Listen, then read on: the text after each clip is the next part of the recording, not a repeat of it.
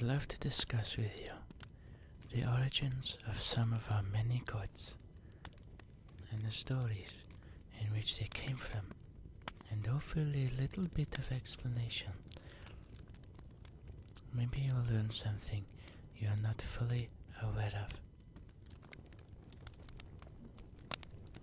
To start with, I would love to talk about Thor. Also known as the Thunderer, he was considered to be a son of Jod and Odin by some, but among many tribes, Thor actually supplanted Odin as the favorite god. He is considered to be the protector of all of Midgard, and he wields the mighty hammer Mjolnir. Thor is strength personified. His battle chariot, drawn by two goats, and his hammer, Mjolnir, causes lightning that flashes across the sky.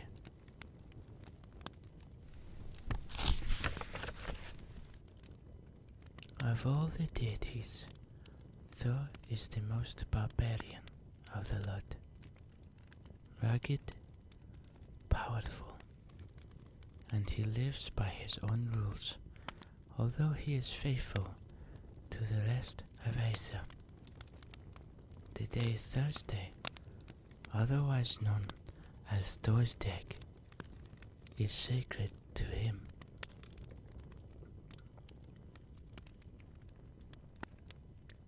Thor is married to Sif, a fertility goddess, with whom he had a daughter, Thud.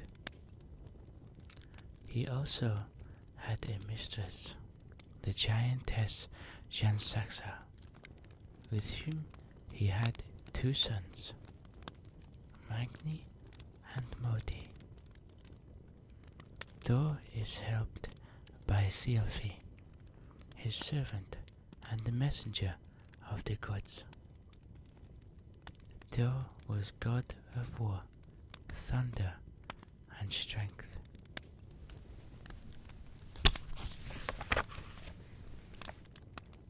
Thor destroyed the enemies of the gods with his magic hammer. It was he who chased away the frosts and called gentle winds and warm spring to release the earth from its bondage of ice and snow. He was also the god of household of the common people. He even married Sif, who was a peasant woman at the time. The lightning's flash was his mighty hammer, Mjolnir, hurled in battle with the frost giants, and the rolling thunder was the rumble of his fiery chariot. Thor was a good-natured and careless god, always ready for adventure, and never tired of trying his great strength. He could shoulder giant tasks with the greatest of ease, and slay bulls with his bare hands.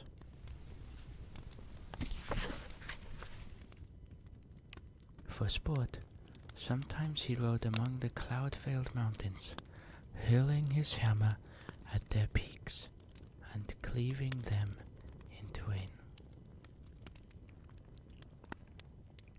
This adventurous god once visited Jotunheim, the land of the giants. The king of the giants looked at him scornfully and said, "Is this stripling the mighty god Thor? Perhaps you are mightier than you may appear. What feats do you deem yourself skilled in? I will test my prowess in a drinking bout with anyone smiled Thor. The king thereupon bade the cupbearer to bring a drinking horn, and said, "Whoever is a good drinker is able to drain this horn at a single draught." Thor placed the horn to his lips and drank long and deep. But when he removed it, the liquid had scarcely diminished. 3 times he sat upon emptying the horn and failed, and at last he threw down the horn in disgust. Next, he was challenged to lift the king's cat from the ground. After a great effort, he only managed to raise one of its paws. "Is this the mighty god we have been taught to fear?" scoffed the king. Thor held back his temper and offered to wrestle anybody who would stand against him, and the toothless old crone accepted the challenge. Thor placed his arms about the woman and tried to pull her towards him, but she refused to budge. Thor scratched his head and tried again. Still, he could not move her. Next, he pushed her hard and then shouldered her. Still, she stood like a rock. Then with mad rushes, Thor attempted to throw the frail woman to the floor. But in spite of his best efforts, he could not succeed, and was in turn lucky to stay upright himself when she wrestled him. In great shame, he departed the palace.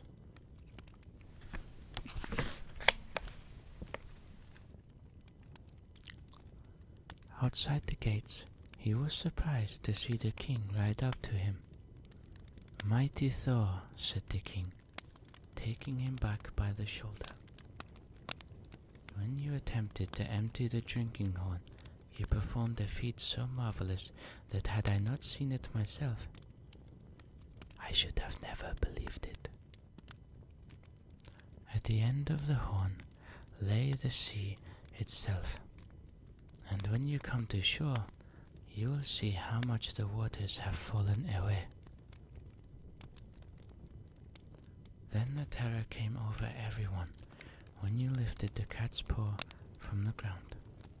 For that cat is the serpent that encircles the earth, and the whole world shuddered when it was loosened. To stand against the old crone for so long was marvelous, for it was indeed old age with whom you wrestled, and no man may conquer old age. It was not the prowess of the frost giants that overcame you, Thor. It was their magic. Thor, in wrath at being so tricked, reached for his hammer, but when he would have thrown it, the king of giants had disappeared. Thor returned to his mountain peak and continued to beat his hammer for the world, but with ever-increasing sadness. The 5th day of the week is still called Thursday, after this strong god. Thor is usually portrayed as a large and powerful man with a red beard and eyes of lightning. Despite his ferocious appearance, he surpassed his father Odin in popularity because, contrary to Odin, he did not require human sacrifices. His temple at Uppsala, he was shown standing with Odin at his right side. This temple was replaced by a Christian church in 1080. The Norse believed that during a thunderstorm, Thor rode through the heavens on his chariot pulled by the goats Tangrisni and Tangnost. Lightning flashed whenever he threw his hammer Mjolnir. Thor wears the belt Meginchart, which doubles his already considerable strength. His hall in Björksinir, which is located in the region Thredheim. His greatest enemy is Jormungand, the Midgard serpent. At the day of Ragnarok, Thor will kill the serpent, but will die from its poison, and his sons will inherit his hammer after his death.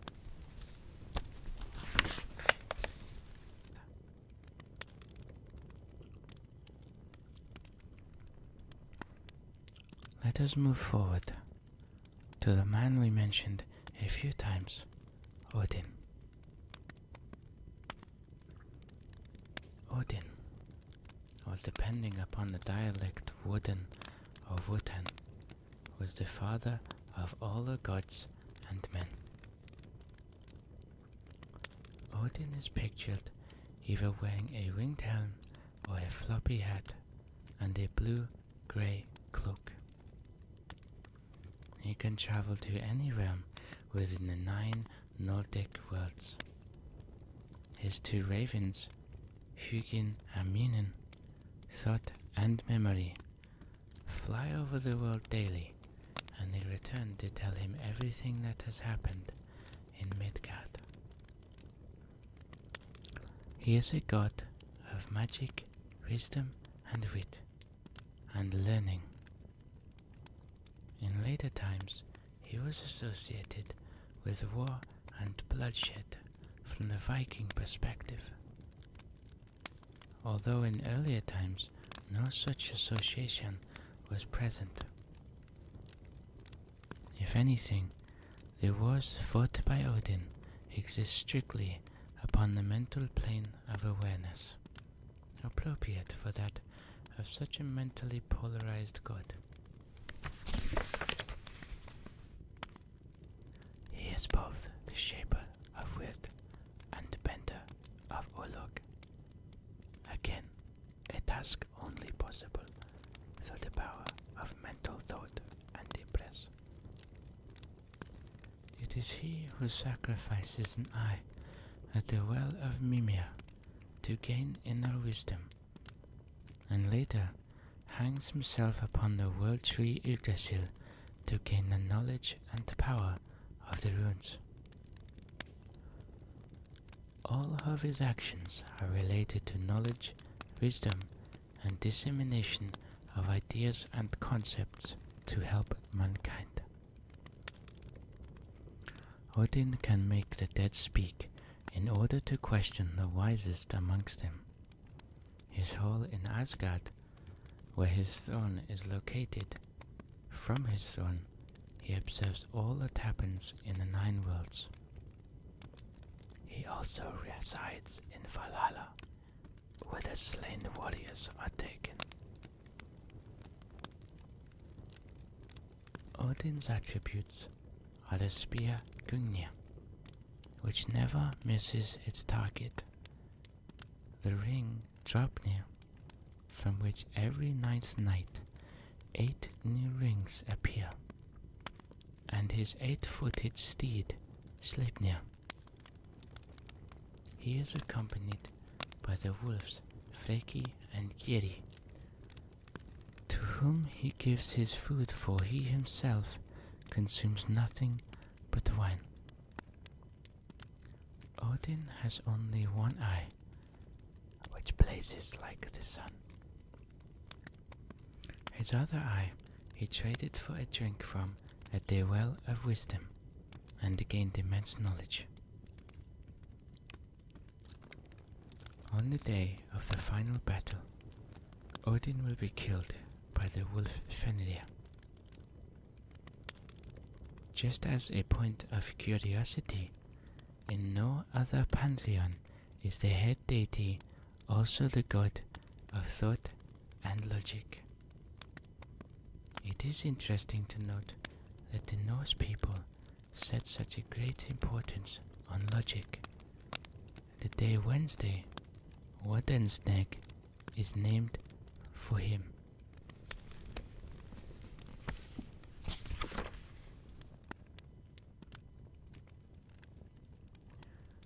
Let me tell you about Loki next. Loki, who as everyone knows, is the trickster.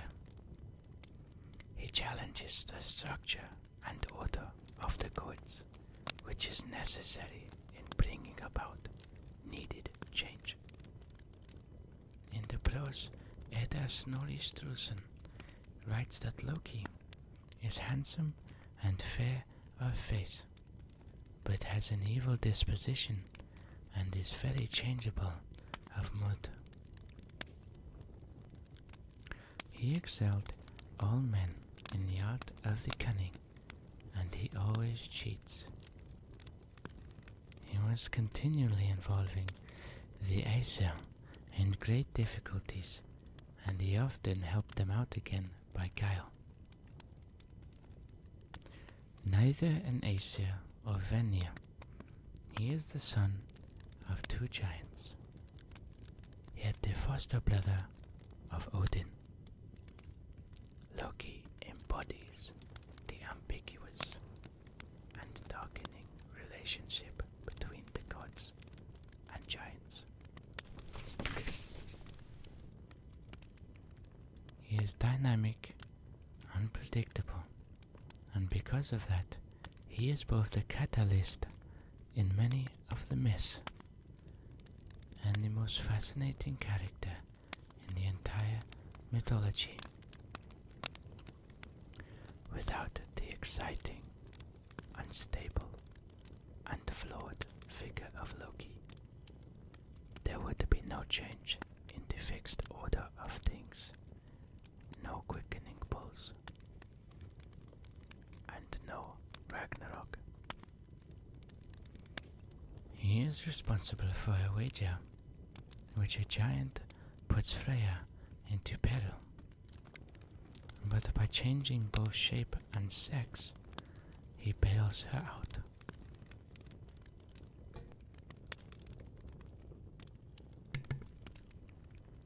In Myth 10, he shears Sif's hair, which is more mischievous than evil, but he always makes amends in the end. In Myth number 8, his deceit leads to the loss of the golden apples of youth, but yet again he retrieves them. He helps the gods and gets them out of predicaments, but spawns the worst monsters ever seen on the face of the earth. Fenrir, Jormungand, and the Midgard worm. His other children include the goddess Hel and Sleipnir, Odin's 8-legged horse. It is now generally accepted that he is not a late invention of the Norse poets, but an ancient figure descended from a common Indo-European prototype. As such, Loki's origins are particularly complex. He has been compared to a number of European and mythological figures, most notably the trickster of Native American mythology. As the myths play out, the playful Loki gives way to a cruel predator hostile to the gods. He not only guides the mistletoe dart that kills Balder, but stands in his way on his return from Hel, the citadel of Niflheim.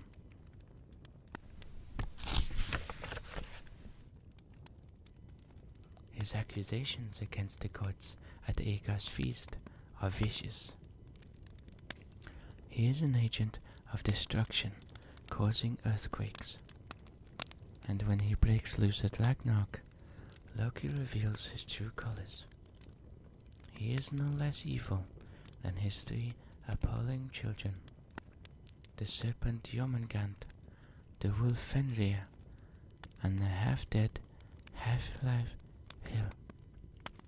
And he leads the giants and monsters into battle against the gods and the heroes.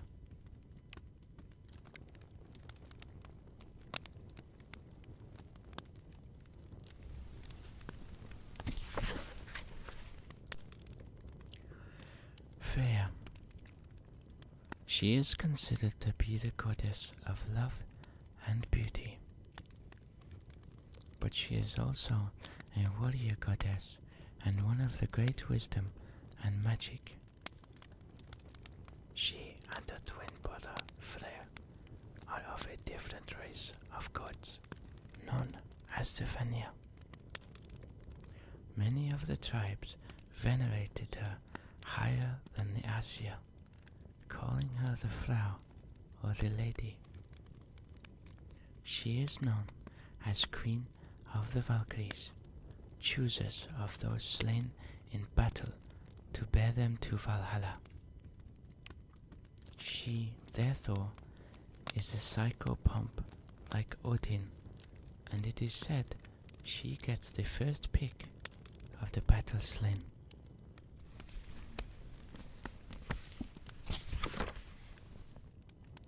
She wears the sacred necklace Breezy Gamin, which she paid for by spending the night with the dwarves who routed from the bowels of the earth. The cat is her sacred symbol. There seems to be some confusion between herself and Frigga, Odin's wife, as they share very similar functions. But Frigga seems to be strictly of the Aesir, while Freya is of the Vanik race. The day Friday, or Freya's Day, was named for her. Some claim, however, it was for Frigga.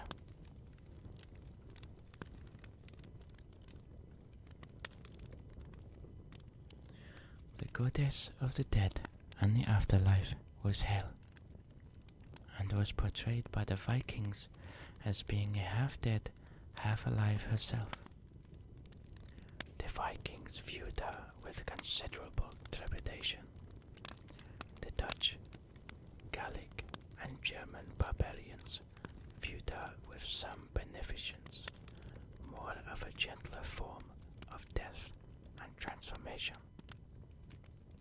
She is seen by them as Mother Hol, a being of pure nature, being helpful in times of need, but vengeful upon those who cross her or transgress natural law.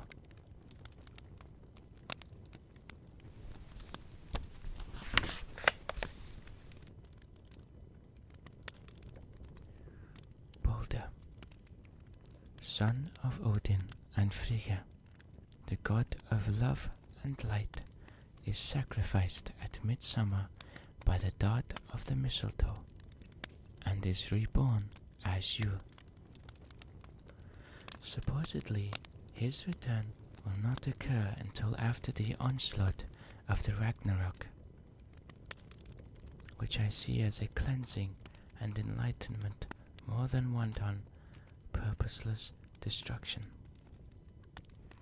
Balder's blind brother, Odin, was his slayer, whose hand was guided by the crafty Loki. He is married to the goddess of joy, Nanna. Balder's dreams are the beginning of the end. He dreams of his own death and shows Loki the truly evil god that he is, which shows the ultimate limitations of the mortality of the gods. The gods capture and punish Loki, but they cannot rescue Balder from hell and the beautiful passive god who embodies the qualities of mercy and love is lost to all of them. This is the beginning of the end. The first step towards Ragnarok begins through Balder. There is nothing but the good to be told of Balder. He is the best of them, and everyone sings his praises. He is so fair of face and bright of splendor, it radiates from him. And there is a flower so white that it is likened to Balder's brow. It is the whitest of all flowers. From that, you can tell how beautiful his body is, and how bright his hair. He is the wisest of gods, and the sweetest spoken, and the most merciful, but it is a characteristic of his that once has pronounced a judgment, it can never be altered.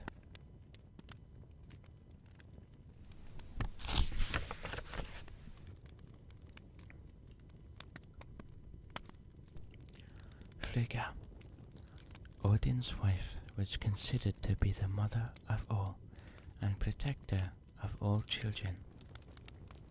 She spins the sacred distaff of life, and it is said she knew the future, although she would never speak of it. Some believe Friday was named for her instead of Freya, and there is also considerable confusion as to who does what among the two. The Norns are the Norse equivalent of the Greek fates. It is they who determine the ologs of the gods and of men, and who maintain the world tree, Yggdrasil.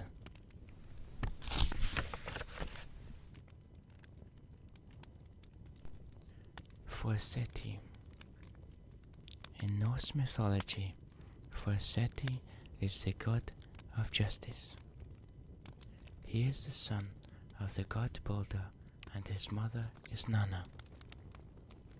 He rules in the beautiful place in Gildnir, with its pillars of red gold and its roof with inlaid silver, which serves as a court of justice, and where all legal disputes are settled. Although Forseti is one of 12 leading gods, he is not featured significantly in any of the surviving myths. He can be compared with the Teutonic god Foresight, who was worshipped on Helgoland, a small island in the North Sea.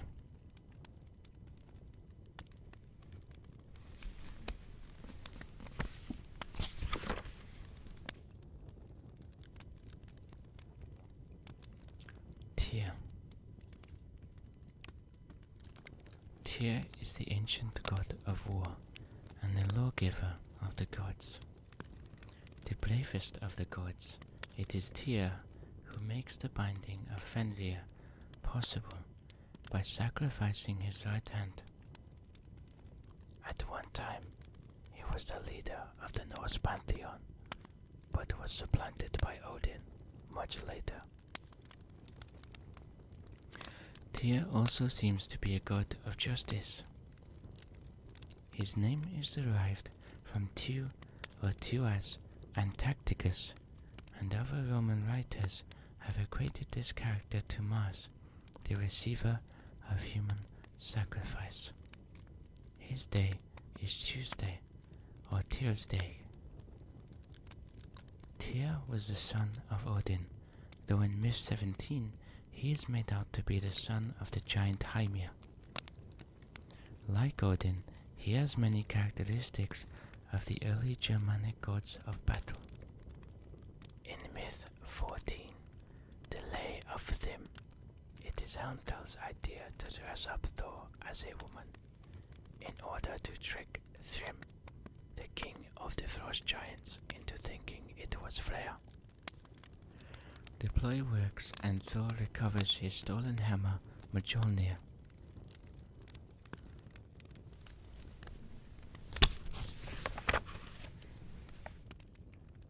Heimdall was associated with the sea and was the son of 9 maidens.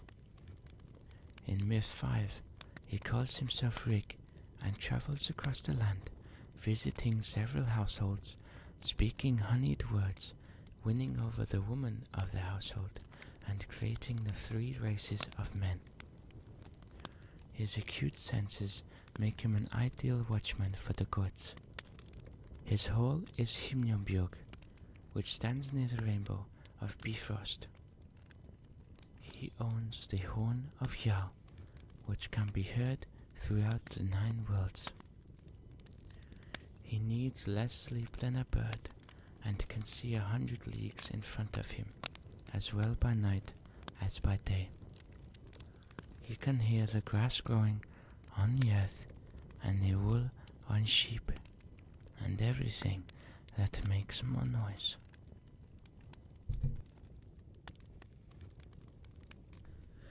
Thank you so much in listening to me tonight, or day, whatever time it is where you are. Of course, there are many iterations of the gods, and where the stories all began. These are merely excerpts I read to you from the pages I have in front of me. Do not take them for fact, or indeed the absolute truth, for I can only read to you what I have, and what I have is information passed down to me through centuries.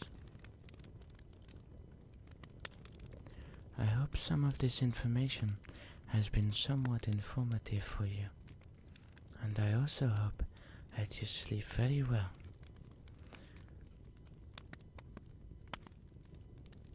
Hopefully next time I will have more information for you, but this is information I seek, and I try to find for the purpose of these videos. Please do sleep well and get some rest, for you all deserve it. Good night.